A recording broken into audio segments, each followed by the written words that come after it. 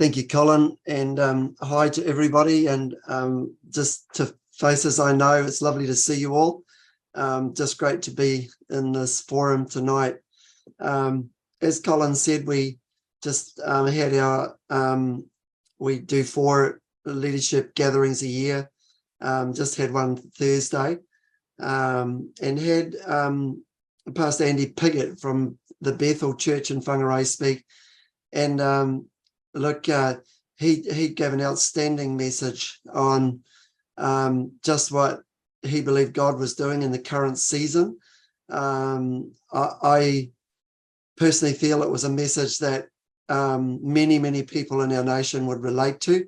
And if you're interested in just listening to that, you can just find it on NLG audio. So Northland Leaders Gathering audio, but just abbreviated N.L.G.audio.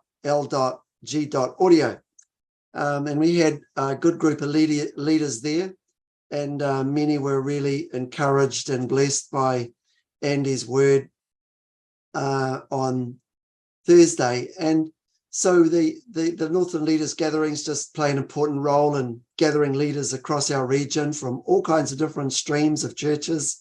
We are very blessed to be able to just continue a work that Ken and Dorothy Bassett began way back in the 80s.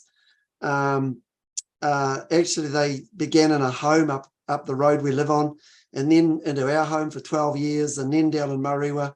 And so we've just been able to continue that work now that Ken is no longer able to travel up to the north, and just continue a great legacy that he has left into our region in building bridges of unity, encouraging churches and leaders, and we just picking that up and following along with that. So we do those 4 times a year, and we are very blessed at the levels of unity across our region, right across the church spectrum. And there's a lot of goodwill, a lot of support for one another, and a lot of encouragement flowing through our region. And just tonight, for those who may not be so familiar with our Northland region, as Colin alluded to a little bit of the history, Russell, or Kora Rāreka, as its Māori name is, was an early whaling port. And so the Bay of Islands had very early contact with the whaling industry, and that town, Russell, became a service town for the whaling industry. The gospel, of course, was first preached in 1814 in the Bay of Islands, and the North had a major missionary influence in the nation with Henry Williams, or as he is known to Māori as Karuwha. And an amazing legacy of mission, both here in the Bay of Islands and of course to the nation. Our region, of course, is home to the signing of the Treaty of Waitangi in 1840, first resident governor in Waitangi in 1840, first New Zealand capital in a little township on the Bay of Islands at Okiato, in 1840 to 1841. And of course, Northland is home to New Zealand's largest Māori tribe, Ngāpuhi. And our region reflects that in population statistics. We are very high Māori percentage compared to most regions around the nation. So a little bit of history. Northland is a great place to live, and there's a lot of wonderful things about our region, but there's also lots of challenges. And one of the challenges is that it's a very large region, very, very scattered region, and lots of smaller communities. Our largest city in Whangarei, in the last 5 years, has grown quite significantly, but it's still under the 100,000. And Kirikiri around the 9,000 mark, I believe, at present, which is growing quite rapidly. And so there's geographical separation across our region. we've got a major range of very high hills in the north, the Mangamukas. Currently, the road, State Highway 1, is severely damaged up there and will not be fixed for a long, long time. And that's producing some real isolation for people up in that area. And then, of course, south of Whangarei, we've got another major range of hills, the Brindurwans, and the road's just been fixed after the latest big slip event there. So we in the north face a lot of infrastructure challenges. We have a soil type that's very prone to slipping. We've got our share of water quality problems and the other sorts of problems that lots of other areas face. But in terms of infrastructure, the north has some major challenges. Weather events have had a devastating effect up here the last few years with so much road damage. And our roads weren't good before that. So now they're like we really got major challenges and flooding and landslides. We had the Marsden Point oil refinery, unfortunately, is now closed. And our one major port now is log exports only. We're also quite energy vulnerable. The distribution network up here has to cover a huge amount of distance for the number of people on the network. So our line charges are very, very high to maintain the network. Fuel prices, that's, I guess, reflected right across the nation, but that's a challenge.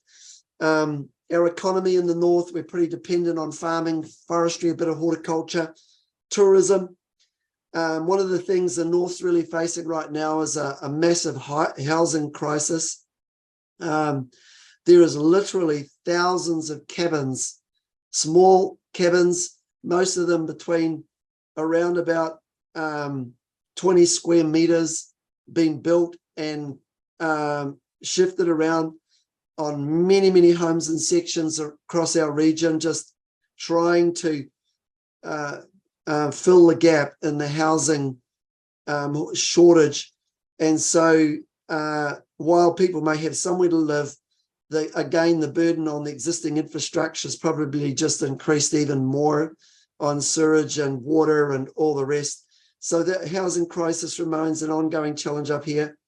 Our economy, not the best in the country, lower incomes, and another area of real challenge for us is the loss of medical services and the centralisation of services in a very, very scattered region already. So people are feeling those things. There's a sense of, the sense of isolation with eroding issues. Some communities are struggling with hope, with housing and increasing costs and of course just the struggle for affordable accommodation. Rentals are very high for our area. Housing is almost impossible to rent in most towns and in most of our towns around the north. Employment remains an ongoing challenge, and of course all those challenges, the economic challenges, produce a loss of hope, and of course the resulting addictions and people self-medicating to get through life. And so that remains a ongoing challenges for us.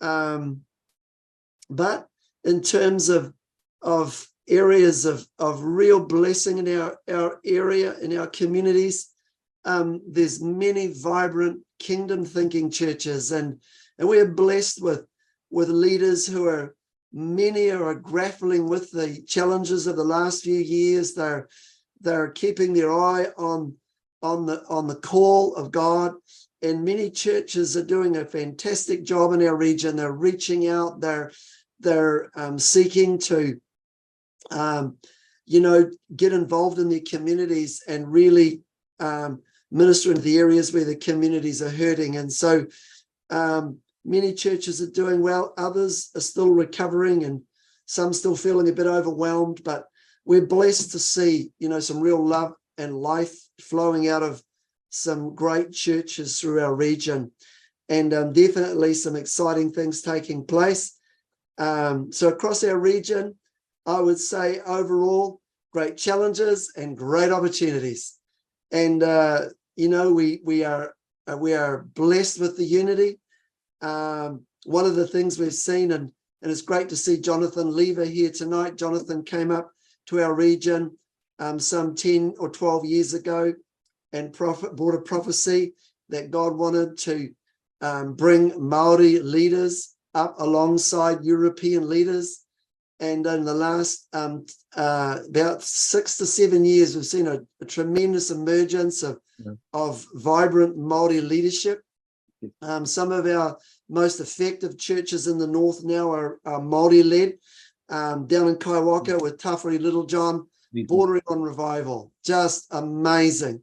So there's some wonderful Māori-led churches and some wonderful Māori leaders, and we're enjoying some great unity together. We're working together as European Māori leaders, walking together, building the kingdom together, and just really excited about this co-work together in the harvest. Exciting to see these things happening. And so, some churches are seeing a trickle of people being saved. Others have seen quite good numbers coming to the Lord, even through the COVID challenge, and especially some of the churches in Whangarei doing very, very well. So we have got many blessings to really rejoice in, but we also have challenges as in the spiritual realm, as every area does. And so one of the things that we're really wanting to pray in and the challenges is that leaders would really arise with great hope and vision and inspire their churches even more to shine and influence in every arena of life. And I think that's one of the great needs of maybe not just the North, but across the nation, that every believer actually shining in their area of work, and wherever God's called people, to really empower people to minister in their workplaces and in every arena of life, and begin to actually influence many of the areas of our culture and society that really, really need Christian presence. One of the areas, I was just talking to one of our Māori leaders last night, and he said to me, Howie, there's still a need for the church to be reaching out to Māori who are outside the kingdom. And he said many Māori are still needing the church to really, really reach out because of the hurts of the past. So we really want to pray into that one tonight, that churches really take the lead in healing the divide between the church and our tangata whenua Māori in our area. Building strong families. And, I think that's general across the nation, that families been taking a real battering in the last, decade. And no less so in Northland. We have our percentages of broken families and all the challenges that come with that. So we want to really, that's a challenge for us. One of the things that has really emerged quite strongly, and I think it may not be just particular to Northland, but we've seen that during COVID, we've lost a percentage of people. And I think a lot of churches have been questioning now their discipleship methods and the vision of building disciples who are resilient and able to stand strong in the current world, changing world, is really the new challenge of this time. That we need disciples who are able to withstand the pressures that are growing in our culture, be strong, shining, full of the love of Jesus. And if I could just read a scripture, perhaps to just round out this little part tonight, there's the areas of prayer that are going to come up shortly, for us tonight, are covering many of these things that I've spoken of. And so we'll be able to pray into these areas, but I just wanted to read a great scripture from Isaiah 60. Arise, shine, for your light has come, and the glory of the Lord is risen upon you.